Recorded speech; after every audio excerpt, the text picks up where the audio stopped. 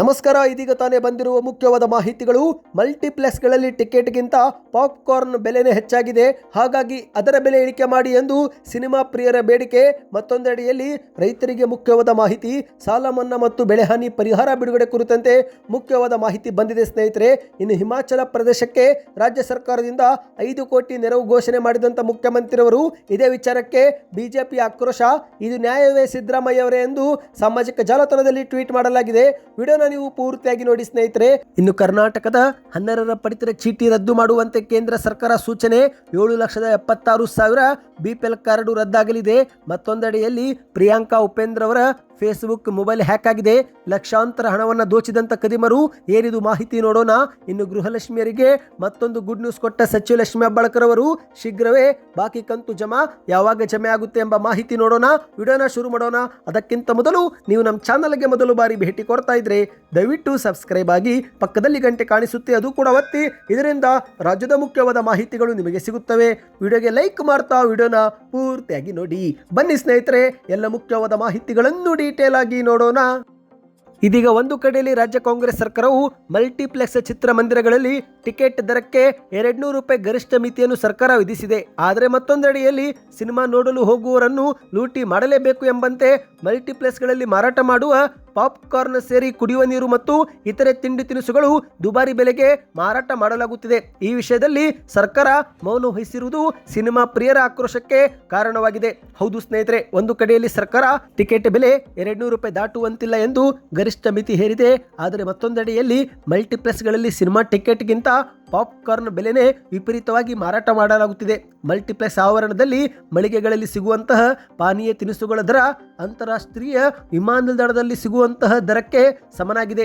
ಇಂದು multiplex ಮಳಿಗೆಗಳಲ್ಲಿ ಮಾರಾಟವಾಗುವ popcorn ಸರಾಸರಿ ಬೆಲೆ 250. ಕಾಫಿ ಟೀ ಕೂಡ 150 ರೂಪಾಯಿಗಿಂತ ಕಡಿಮೆ ಇಲ್ಲ. ಈ ಎಲ್ಲ ಬೆಲೆಗಳಿಂದ ಸಿನಿಮಾ ನೋಡಲು ಹೋಗುವವರು ತಮ್ಮ ಜೇಬನ್ನ ಖಾಲಿ ಮಾಡಿಕೊಂಡು ಬರುತ್ತಿದ್ದಾರೆ. ಕುಟುಂಬದೊಂದಿಗೆ ಮಕ್ಕಳೊಂದಿಗೆ ಥಿಯೇಟರ್ಗೆ ಹೋದರೆ ಏನಾದರೂ ತಿನ್ನಬೇಕೆನ್ನಿಸುವುದು ಸಹಜ. ಆದರೆ ಆ ಸಮಯದಲ್ಲಿ ಬಿಲ್ ನೋಡಿದರೆ ಶಾಕ್ ಆಗುತ್ತೆ. ಏಕೆಂದರೆ ಸ್ನೇಹಿತರೆ, ಟಿಕೆಟ್ಗಿಂತ 5 ಪಟ್ಟು ಹೆಚ್ಚು ಖರ್ಚು ಈ ಸ್ನ್ಯಾಕ್ಸ್ ತಿನ್ನುವುದಕ್ಕೆ ಖರ್ಚು ಮಾಡಬೇಕಾಗಿದೆ. ಇದೇ ಒಂದು ಕಾರಣಕ್ಕೆ ಟಿಕೆಟ್ಗೆ ಯಾವ ರೀತಿ 200 ರೂಪಾಯಿ ದರ ಮಿತಿಗೊಳಿಸಲಾಗಿದೆಯೋ ಅದೇ ರೀತಿ ಪಾನಿಗಳು ಸೇರಿದಂತೆ ಇತರೆ ತಿಂಡಿ ತಿನಿಸುಗಳಿಗೂ ಕೂಡ ನಿಯಂತ್ರಣವನ್ನು ಹಾಕಬೇಕು ಎಂದು ಸಿನಿಮಾ ಪ್ರಿಯರು ಅಭಿಪ್ರಾಯ ವ್ಯಕ್ತಪಡಿಸಿದ್ದಾರೆ. ಇದಕ್ಕೆ ನಿಮ್ಮ ಅನಿಸಿಕೆಗಳನ್ನು ಕಮೆಂಟ್ ಮಾಡಿ. ಈಗ ಎರಡನೇ ಮುಖ್ಯವಾದ ಮಾಹಿತಿ ನೋಡೋಣ. ನೀವು ಕೂಡ ರೈತರಾಗಿದ್ದು ನಿಮ್ಮ ಬೆಳೆಗಳು ಏನಾದರೂ ಹಾನಿಯಾಗಿದ್ದರೆ ಕಮೆಂಟ್ನಲ್ಲಿ ಯಾವ ಬೆಳೆ ಹಾನಿಯಾಗಿದೆ ಎಂಬುದನ್ನು ಕಮೆಂಟ್ ಮಾಡಿ. ಈಗಾಗಲೇ ಮುಖ್ಯಮಂತ್ರಿ ಸಿದ್ದರಾಮಯ್ಯನವರು ಮಳೆಯಿಂದ ಬೆಳೆ ಹಾನಿಗೊಳಗಾದ ಬಗ್ಗೆ ಅಧಿಕಾರಿಗಳೊಂದಿಗೆ ಇಲಾಖೆಗಳೊಂದಿಗೆ ಮಾತನಾಡಿ ಸಭೆಯೂ ಕೂಡ ಮಾಡಿದ್ದಾರೆ. ಇನ್ನು ಕಲಬುರಗಿ ಜಿಲ್ಲೆಗೆ ಶೀಘ್ರವೇ ಹಣ ಪರಿಹಾರ ಜಮಾ ಆಗುತ್ತೆ ಎಂದು ಸಚಿವ ಪ್ರಿಯಾಂಕ್ ಖರ್ಗೆ ಅವರು ಕೂಡ ಹೇಳಿಕೆಯನ್ನು ಕೊಟ್ಟಿದ್ದಾರೆ. ಹೌದು ಗೆಳೆಯರೆ, ಮುಂದಿನ 1 ವಾರದ ಒಳಗೆ ಪರಿಹಾರದ ಹಣವು ರೈತರಿಗೆ ಜಮೆ ಆಗುತ್ತೆ ಎಂದು ಸಚಿವ ಪ್ರಿಯಾಂಕ್ ಖರ್ಗೆ ಅವರು ಹೇಳಿಕೆ ಕೊಟ್ಟ ಬೆನ್ನಲ್ಲೇ ಇದೀಗ ಸಾಲ ಮನ್ನಾ ವಿಚಾರವೂ ಕೂಡ ಮುನ್ನೆಲೆಗೆ ಬಂದಿದೆ. ಒಂದು ಕಡೆಯಲ್ಲಿ ರೈತರಿಗೆ ಇದುವರೆಗೆ ಬೆಳೆ ಹಾನಿ ಪರಿಹಾರದ ಹಣವು ಕೂಡ ಜಮೆ ಆಗುತ್ತಿಲ್ಲ. ಏಕೆಂದರೆ ಸತತವಾಗಿ ಮಳೆ ಬರುತ್ತಿರುವ ಕಾರಣ ಸರ್ವೆ ಮಾಡುವುದು ಕೂಡ ಕಷ್ಟವಾಗುತ್ತಿದೆ.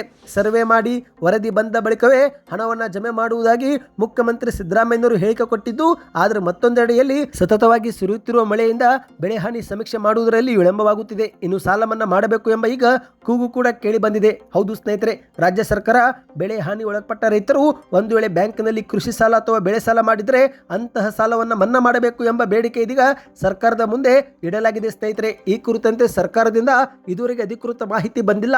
ಆದರೆ ಜೆಡಿಎಸ್ನ ರಾಜ್ಯಾಧ್ಯಕ್ಷ ನಿಖಿಲ್ ಕುಮಾರಸ್ವಾಮಿ ಸೇರಿದಂತೆ ಇತರೆ ರೈತ ಮುಖಂಡರು ಸಾಲ ಮನ್ನಾ ಮಾಡುವಂತೆ ಬೇಡಿಕೆಗಳನ್ನು ಇಟ್ಟಿದ್ದಾರೆ. ನೀವು ಕೂಡ ಸಾಲ ಮನ್ನಾ ನಿರೀಕ್ಷೆಯಲ್ಲಿ ಇದ್ದರೆ ಕಮೆಂಟ್ನಲ್ಲಿ ಸಾಲ ಮನ್ನಾ ಎಂದು ಕಮೆಂಟ್ ಮಾಡಿ. ಈಗ ಮೂರನೇ ಮುಖ್ಯವಾದ ಮಾಹಿತಿಗೆ ಹೋಗೋಣ ಸ್ನೇಹಿತರೆ. ಪ್ರವಾಹ ಪೀಡಿತ ಹಿಮಾಚಲ ಪ್ರದೇಶಕ್ಕೆ ಮುಖ್ಯಮಂತ್ರಿ ಸಿದ್ದರಾಮಯ್ಯನವರು 5 ಕೋಟಿ ರೂಪಾಯಿ ನೆರವು ಘೋಷಣೆ ಮಾಡಿದ್ದು, ಇದು ನ್ಯಾಯವೇ ಸಿದ್ದರಾಮಯ್ಯನವರೇ ಎಂದು ಬಿಜೆಪಿ ಆಕ್ರೋಶ ವ್ಯಕ್ತಪಡಿಸಿದೆ.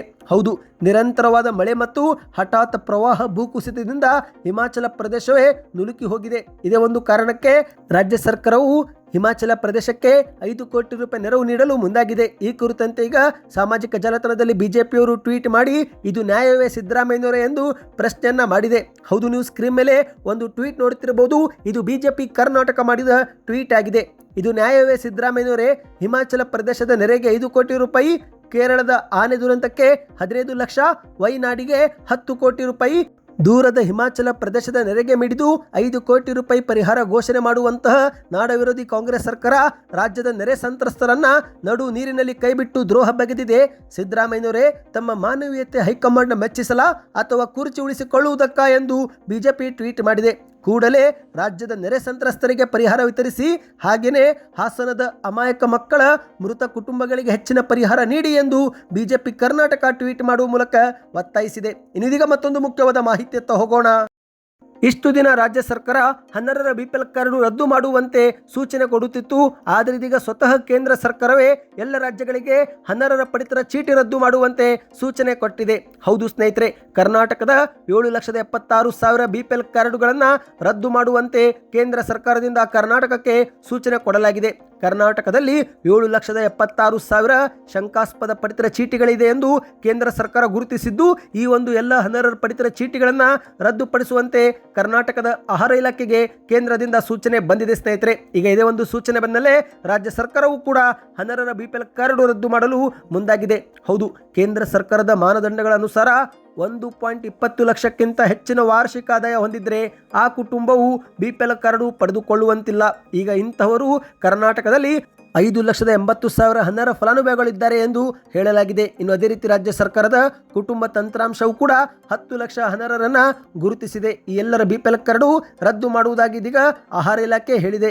ಹೌದು ಸ್ನೇಹಿತರೆ, ನಿಮ್ಮ ಕುಟುಂಬದಲ್ಲಿ ಯಾರಾದರೂ ಒಬ್ಬರಾದರೂ ಆದಾಯ ತೆರಿಗೆ ಪಾವತಿ ಮಾಡುತ್ತಿದ್ರೆ, ದೊಡ್ಡ ಹುದ್ದೆಯಲ್ಲಿ ಕೆಲಸ ಮಾಡುತ್ತಿದ್ರೆ, 4 ಚಕ್ರದ ವಾಹನ ಹೊಂದಿದ್ರೆ, 1,000 ಚದರ ಮೀಟರ್ಗಿಂತ ಸ್ವಂತ ಮನೆ ಹೊಂದಿದ್ರೆ, GST ಕಟ್ಟುತ್ತಿದ್ರೆ, ಇಂಥವರು ಬಿಪಿಎಲ್ ಕಾರ್ಡ್ ಹೊಂದಲು ಅನರ್ಹರು ಎಂದು ಹೇಳಲಾಗಿದೆ. ಈಗ ಇಂಥವರ ಫಲಾನುಭವಿಗಳನ್ನು ಕೇಂದ್ರ ಸರ್ಕಾರವು ಕೂಡ ಗುರುತಿಸಿದ್ದು, ಅದರಂತೆ ಸೆಪ್ಟೆಂಬರ್ 30ರೊಳಗೆ ಎಲ್ಲರ ಬಿಪಿಎಲ್ ಕಾರ್ಡ್ ರದ್ದು ಮಾಡುವಂತೆ ರಾಜ್ಯಗಳಿಗೆ ಕೇಂದ್ರ ಸರ್ಕಾರ ಸೂಚನೆ ಕೊಟ್ಟಿದೆ. ಅಂದರೆ ಸ್ನೇಹಿತರೆ, ಇದೇ ಒಂದು ತಿಂಗಳ ಅಂತ್ಯದಲ್ಲಿ ಲಕ್ಷಾಂತರ ಬಿಪಿಎಲ್ ಕಾರ್ಡ್ ರದ್ದಾಗಿ ಎಪಿಎಲ್ ಕಾರ್ಡ್ಗೆ ಪರಿವರ್ತನೆ ಆಗುವ ಸಾಧ್ಯತೆ ಇದೆ. ನೀವು ಕೂಡ ಏನಾದರೂ ಬಿಪಿಎಲ್ ಕಾರ್ಡ್ ಹೊಂದಿದ್ರೆ ಕಮೆಂಟ್ ನಲ್ಲಿ ಬಿಪಿಎಲ್ ಎಂದು ಕಮೆಂಟ್ ಮಾಡಿ. ಈಗ ಮತ್ತೊಂದು ಮುಖ್ಯವಾದ ಮಾಹಿತಿಗೆ ಹೋಗೋಣ ಸ್ನೇಹಿತರೆ.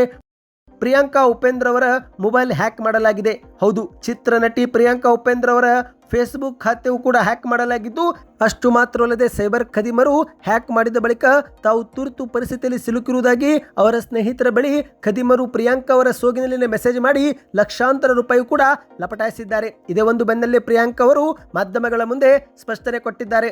ತಮ್ಮ ಸಾಮಾಜಿಕ ಜಾಲತಾಣ ಹ್ಯಾಕ್ ಆಗಿದೆ, ಆಪ್ತರ ಬಳಿ ಹಣ ಕೇಳಲಾಗುತ್ತಿದೆ, ದಯಮಾಡಿ ಯಾರು ಕೂಡ ಹಣ ಕೊಡಬೇಡಿ ಎಂದು ಮನವಿಯನ್ನ ಮಾಡಿಕೊಂಡಿದ್ದಾರೆ. ಹೌದು ಸ್ನೇಹಿತರೆ, ತಮ್ಮ ಮೊಬೈಲ್ ಮೂಲಕ ಸಾಮಾಜಿಕ ಜಾಲತಾಣಗಳ ಖಾತೆ ಹ್ಯಾಕ್ ಮಾಡಲಾಗಿದ್ದು, ಈಗಾಗಲೇ ಹಲವರ ಬಳಿ ತುರ್ತು ಪರಿಸ್ಥಿತಿಯಲ್ಲಿ ಸಿಕ್ಕಿಬಿದ್ದಿರುವುದಾಗಿ ಹೇಳಿ ಲಕ್ಷಾಂತರ ರೂಪಾಯಿ ಖಾತೆಗೆ ವರ್ಗಾಯಿಸಿಕೊಂಡಿದ್ದಾರೆ. ಇದಕ್ಕೂ ನನಗೂ ಸಂಬಂಧವಿಲ್ಲ ಎಂದು ಪ್ರಿಯಾಂಕಾ ಅವರು ಈಗ ಸ್ಪಷ್ಟನೆ ಕೊಟ್ಟಿದ್ದಾರೆ. ದಯಮಾಡಿ ಯಾರು ಕೂಡ ನನ್ನ ಖಾತೆಯಿಂದ ಹಣಕ್ಕೆ ಬೇಡಿಕೆ ಬಂದರೆ ನನಗಾಗಲಿ ಉಪೇಂದ್ರ ಅವರಿಗಾಗಲಿ ಸಂಪರ್ಕ ಮಾಡದೆ ಹಣವನ್ನು ಕೊಡಬೇಡಿ ಎಂದು ಪ್ರಿಯಾಂಕಾ ಉಪೇಂದ್ರ ಅವರು ಹೇಳಿಕೆ ಕೊಟ್ಟಿದ್ದಾರೆ. ಸದ್ಯ ಈ ಕುರಿತಂತೆ ಸೈಬರ್ ಠಾಣೆಯಲ್ಲಿ ದೂರು ದಾಖಲು ಮಾಡಲಾಗಿದ್ದು, ಖದೀಮರ ಪತ್ತೆಗೆ ತನಿಖೆ ನಡೆಸಲಾಗುತ್ತಿದೆ. ಇನ್ನೀಗ ಕೊನೆಯ ಮುಖ್ಯವಾದ ಮಾಹಿತಿಯತ್ತ ಹೋಗೋಣ. ಈಗ ರಾಜ್ಯ ಕಾಂಗ್ರೆಸ್ ಸರ್ಕಾರದ ಗೃಹಲಕ್ಷ್ಮಿ ಯೋಜನೆ ಹಣಕ್ಕಾಗಿ ಲಕ್ಷಾಂತರ ಫಲಾನುಭವಿಗಳು ಕಾದು ಕುಳಿತಿದ್ದಾರೆ. ಹೌದು ಸ್ನೇಹಿತರೆ, ಈಗಾಗಲೇ ಗೃಹಲಕ್ಷ್ಮಿ ಯೋಜನೆ ಹಣ ಯಾವಾಗ ಜಮೆ ಆಗುತ್ತೋ ಸಾಲು ಸಾಲು ಹಬ್ಬಗಳು ಬರುತ್ತಾ ಇವೆ, ಸರ್ಕಾರ ಮಾತ್ರ ಹಣ ಹಾಕುತ್ತಿಲ್ಲ ಎಂದು ಮಹಿಳೆಯರು ಮಾತನಾಡಿಕೊಳ್ಳುತ್ತಿದ್ದು, ಇನ್ನು ಮತ್ತೊಂದೆಡೆಯಲ್ಲಿ ಸಚಿವ ಲಕ್ಷ್ಮಿ ಹೆಬ್ಬಾಳ್ಕರ್ ಅವರು ಇನ್ನು 1 ವಾರದಲ್ಲಿ ಹಣ ಜಮಾ ಮಾಡುತ್ತೇವೆ, ಕೆಲವೇ ದಿನಗಳಲ್ಲಿ ಹಾಕುತ್ತೇವೆ ಎಂಬ ಹೇಳಿಕೆಯನ್ನು ಕೊಡ್ತಿದ್ದಾರೆ. ಹೌದು, ಈಗ 4,000 ರೂಪಾಯಿ ಹಣ ಜಮೆ ಆಗುವುದು ಬಾಕಿ ಉಳಿದಿದೆ. ಈ ಕುರಿತಂತೆ ಸಚಿವ ಲಕ್ಷ್ಮಿ ಹೆಬ್ಬಾಳ್ಕರ್ ಅವರು ಬೀದರ್ ಜಿಲ್ಲೆಯಲ್ಲಿ ಮಾಧ್ಯಮಗಳ ಮುಂದೆ ಮಾತನಾಡಿದ್ದಾರೆ. ಇನ್ನು 1 ವಾರದಲ್ಲಿ 2 ತಿಂಗಳ ಹಣವನ್ನು ಗೃಹಲಕ್ಷ್ಮಿಯರ ಬ್ಯಾಂಕ್ ಖಾತೆಗೆ ಜಮೆ ಮಾಡುತ್ತೇವೆ ಎಂದು ತಿಳಿಸಿದ್ದಾರೆ. ಹೌದು, ಗೃಹಲಕ್ಷ್ಮಿ ಯೋಜನೆಯು ರಾಜ್ಯಾದ್ಯಂತ ಮಹಿಳೆಯರನ್ನು ಸಬಲೀಕರಣ ಮಾಡುವ ಗುರಿ ಹೊಂದಿದ್ದು, ಹಾಗಾಗಿ ಈ ಒಂದು ಯೋಜನೆ ಬಗ್ಗೆ ಯಾರು ಕೂಡ ಆತಂಕ ಪಡಬೇಡಿ. ಗೃಹಲಕ್ಷ್ಮಿ ಯೋಜನೆಯು ನಿಲ್ಲುವುದಿಲ್ಲ. ಗೃಹಲಕ್ಷ್ಮಿ ಯೋಜನೆಯಲ್ಲಿ ಈಗಾಗಲೇ ಪ್ರತಿ ಮಹಿಳೆಯರ ಬ್ಯಾಂಕ್ ಖಾತೆಗೆ 42,000 ರೂಪಾಯಿವರೆಗೆ ಜಮೆ ಮಾಡಿದ್ದೇವೆ ಎಂದು ಸಚಿವ ಲಕ್ಷ್ಮಿ ಹೆಬ್ಬಾಳ್ಕರ್ ಅವರು ಹೇಳಿಕೆಯನ್ನು ಕೊಟ್ಟಿದ್ದಾರೆ. ಇನ್ನು ಇತ್ತೀಚೆಗೆ ಆದಾಯ ತೆರಿಗೆ GST ಸಮಸ್ಯೆಯಿಂದ ಯಾರೆಲ್ಲರೂ ಹೊರಗೆ ಉಳಿದಿದ್ರೋ ಅವರನ್ನು ಕೂಡ ಮತ್ತೆ ಗೃಹಲಕ್ಷ್ಮಿ ಯೋಜನೆ ಹಣ ಜಮಾವಾಗುವಂತೆ ನೋಡಿಕೊಳ್ಳುತ್ತೇವೆ ಎಂದು ಮಾಧ್ಯಮಗಳ ಮುಂದೆ ಸ್ಪಷ್ಟನೆ ನೀಡಿದ್ದಾರೆ. ನೀವು ಕೂಡ ಏನಾದರೂ ಗೃಹಲಕ್ಷ್ಮಿ ಯೋಜನೆ ಫಲಾನುಭವಿಗಳಾಗಿದ್ದರೆ ಇನ್ನೂ 1 ವಾರದಲ್ಲಿ ನಿಮ್ಮ ಖಾತೆಗೆ 4,000 ರೂಪಾಯಿ ಜಮೆ ಆಗುವ ಸಾಧ್ಯತೆ ಇದೆ. ಅಂದ ಹಾಗೆ ಸ್ನೇಹಿತರೆ, ಆಗಸ್ಟ್ ತಿಂಗಳಲ್ಲಿ ನಿಮ್ಮ ಖಾತೆಗೆ 21ನೇ ಕಂತು ಬಂದಿದ್ದರೆ ಕಮೆಂಟ್ನಲ್ಲಿ ಎಸ್ ಎಂದು ಕಮೆಂಟ್ ಮಾಡ್ತಾ, ಈ ಎಲ್ಲ ಮಾಹಿತಿಗಳು ಇಷ್ಟವೆನಿಸಿದರೆ ದಯವಿಟ್ಟು ನಿಮ್ಮ ಒಂದು ಲೈಕ್ ಮಾಡಿ, ಚಾನಲ್ಗೆ ಸಬ್ಸ್ಕ್ರೈಬ್ ಮಾಡಿ, ಈ ಮಾಹಿತಿ ಶೇರ್ ಮಾಡಿ.